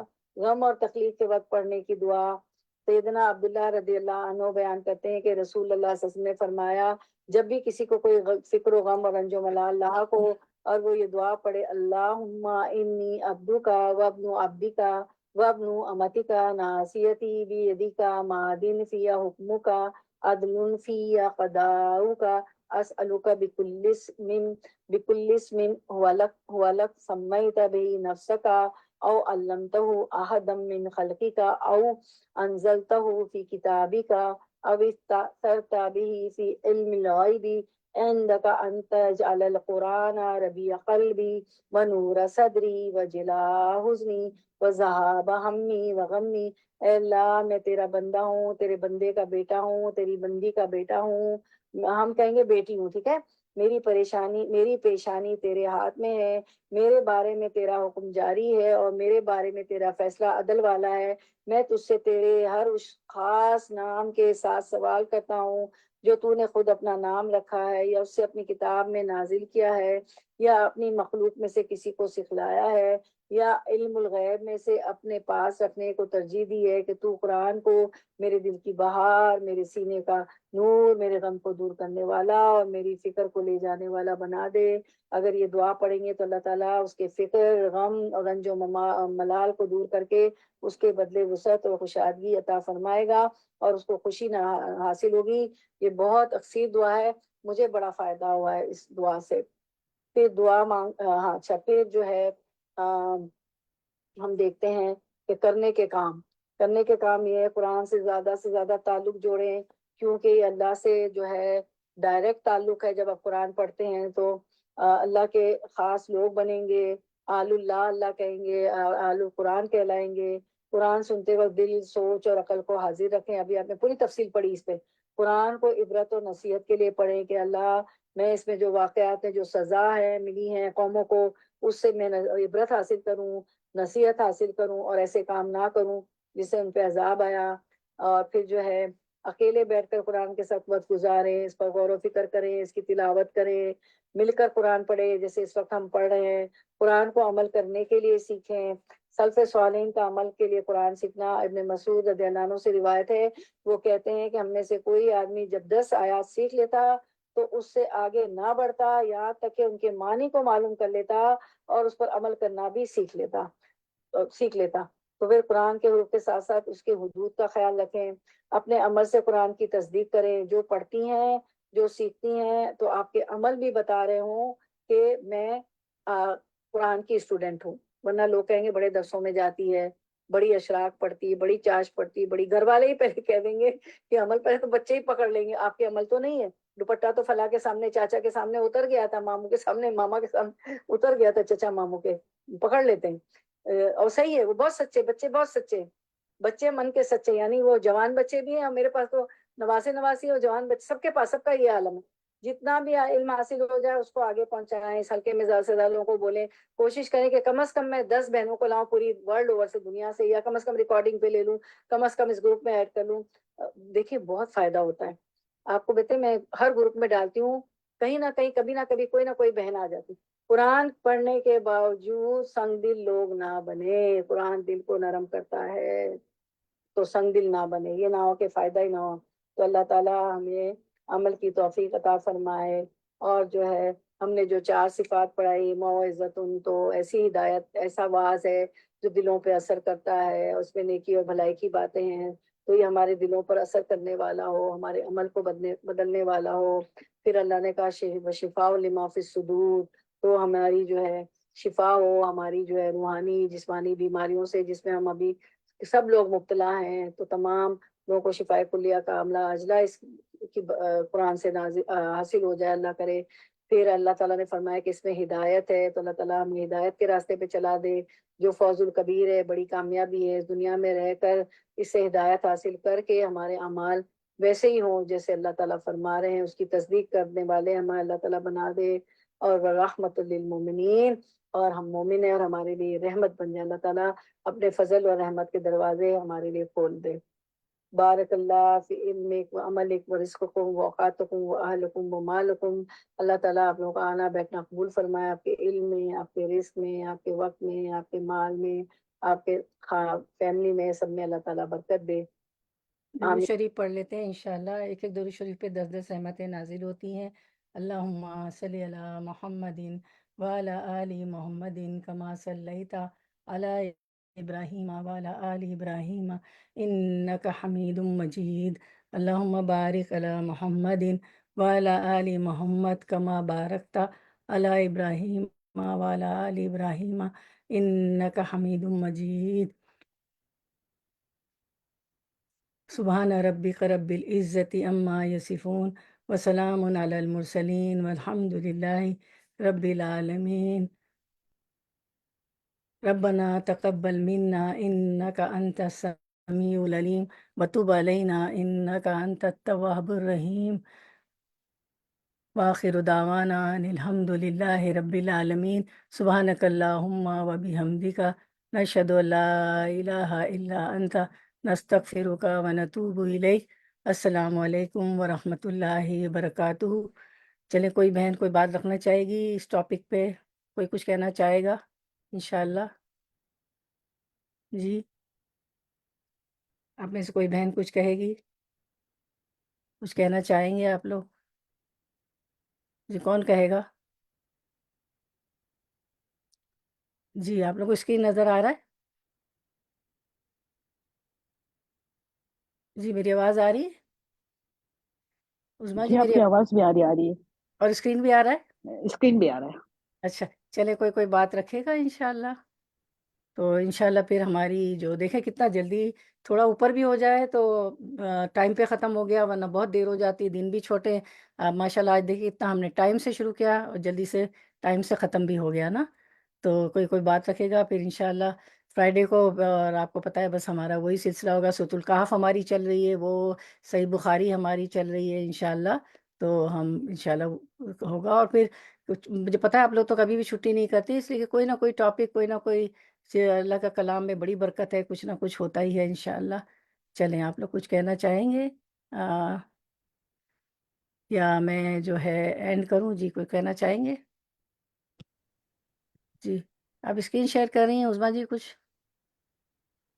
جزاک اللہ شہناز، جی بھیا کی بارک اللہ فیک. جی بہت فرینہ جی. اچھا تھا ماشاء اللہ، بہت ساری دعائیں بھی تھیں آج، بہت ساری. ہاں الحمد جی، للہ، اللہ قبول کرے نا. جی بالکل، آپ لوگ آمین. کھانا بیٹھنا بھی قبول کرے اللہ تعالیٰ. جی، السلام علیکم ورحمۃ اللہ وبرکاتہ. وعلیکم السلام ورحمۃ اللہ وبرکاتہ. السلام شہزاد جی علیکم جو دعائیں ورحمۃ اللہ وبرکاتہ. پڑھتے ہیں اللہم انا نستعینک، جی جی تو وہ بہت مطلب نبی صلی اللہ علیہ وسلم پڑھتے تھے، کیونکہ وہ اس کے معنی جو ہے اللہ تعالیٰ سے یہ ہے کہ آگ شرک کرنے والوں سے میں بات نہیں کروں گا، ایسے جی کچھ معنی ہیں. تو وہ جی بہت مطلب بہت بڑی دعا ہے وہ، تو اس کے بدل میں آپ جو بتائے وہ پڑھنا ہے. ہاں، مطلب آپ کے پاس چوائس دی ہے. آپ ہاں یہ اللہم اہدنی فیمن ہدیت یہ بھی پڑھ ہاں، سکتے ہیں. دعا وہ تو ہے. پڑھتے ہی ہے نا اللہم انا نستعینک کو. جی جی، وہ ہاں پڑھے، کوئی بھی پڑھ لیں آپ. جیسے یہ کہ اس کو بھی یاد کر لیں، یہ تو ایسے دعاؤں میں بھی دعا بھی مانگ سکتے ہیں نا. ہاں ہاں، جی جی. جی چوائس میں ہمارے پاس وہ بھی پڑھ لیں یہ بھی پڑھ لیں کبھی یہ کبھی وہ، اس لیے دعا اس لیے بدل بدل کے چینج کر کے بھی میں تو اس لیے کرتی ہوں کہ تھوڑی ایک جیسی چیزیں پڑھتی ہیں، monotony آف ورک جو ہوتا ہے نا ایک جیسی چیز ہاں ٹینشن وہ ہو جاتی ہے، تھوڑا دوسری پڑھتے ہیں تو پھر تھوڑا سا الرٹ ہو، کیونکہ شیطان بہکاتا رہتا ہے ہر وقت، گھر کی چولہا یاد آتا ہے یاد آتا ہے، ہاں۔ تو تھوڑی سی چیزیں بدلتے ہیں تو الرٹ ہو جاتے ہیں نا. ہاں تو اور ایک دونوں بات ہے شہناز باجی کہ ابھی یہ پورٹ بند ہو گئے، ابھی اسٹرائک چل رہی، کیا کیا بند ہو گئے؟ جو امپورٹ ایکسپورٹ جو ہوتا پورٹ رہتے نا جو جی جی بند ہو گئے، اچھا ہاں ہاں. اسٹرائک ہو گئی، تو تھوڑا بہت جو بھی ہے لوگ اسٹاک کر لو، کیونکہ اپنا انڈین پاکستانی آئیں گا نہیں کچھ وہاں سے ابھی. اچھا بہت اچھا کیا آپ نے بتا دیا، تو آپ کو اللہ اجر دے، کتنی پریشانی سے لوگ بچ جائیں گے نا. تو جی جی انشاءاللہ بہت اچھا کیا آپ نے بتا دیا نا، صحیح ہے. جی جی بڑی اچھی بات بتائی ہماری بہن نے، بہت جزاک اللہ خیر. چلے اور کوئی بات رکھے گا آج کی ٹاپک پہ؟ ہماری دونوں بہنوں نے بات رکھی، اور کوئی یا میں اینڈ کروں انشاءاللہ؟ جی عظما، جی. شہناز باجی آپ کی گھر کا پینٹ ہو رہا ہے کیا؟ نہیں میرا پینٹ نہیں ہو رہا ہے. بلڈنگ ہماری بلڈنگ میں پتہ نہیں، میں ہاں عظما جی سے پوچھتی ہوں. اچھا ہماری بلڈنگ کو پینٹ ہو رہا ہے، اچھا اچھا اندر. اچھا اچھا. نہیں مجھے نہیں پتا. ہاں جی مجھے نہیں پتا. جی مجھے نہیں معلوم.